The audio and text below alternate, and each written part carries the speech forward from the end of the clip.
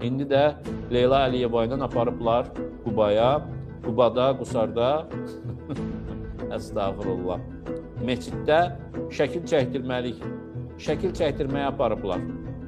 Mən qarışmayacağım meçidin içərisindən necə girib, hansı görkəmdə, şalvarda, yəni meçid ənənəsi var da, hələ bunun dini tərəfini qoyun, dindar olmayan xanımlarımız belə məscidə daxil olarkən, belə şalvar falan geyinmirlər. Yenə deyirəm, görüntüsünə mən qarışmayacağım, siz şərhlərdə siz yazın, özünüz bilərsiniz.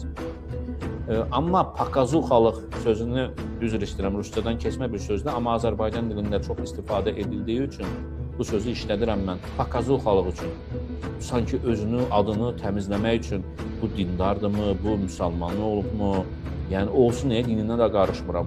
Amma görüntü xatirinə xalqı avam yerinə qoymaq, bunu qəbul etmirəm, bunu qəbul etməyəcəm.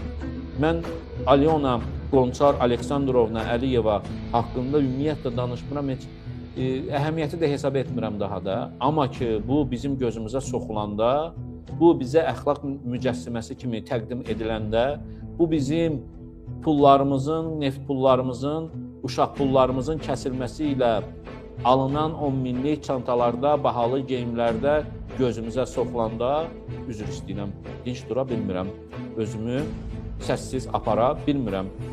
Güya Quran kursu keçirirlər, başım çıxmır, xəbərlər part-apart paylaşır. Bu kimdir ki, bunun xəbərini paylaşırsınız? Bu kimdir də? Prezident olsa, vitse-prezident olsa dərd yarıda. Bu kimdir axı? Prezidentin ailəsidir, gözüm aydın, gözümün ikisi aydın. Neyinin prezidentin ailəsinin, oğlunun arvadıdır? Bu, bizim manşetin xəbərləri ola bilməz, bizim gündəmimiz ola bilməz. Nə məsələdir bu? Soxursunuz gözümüzə. Nəyi təmizə çıxartmaq istəyirsiniz?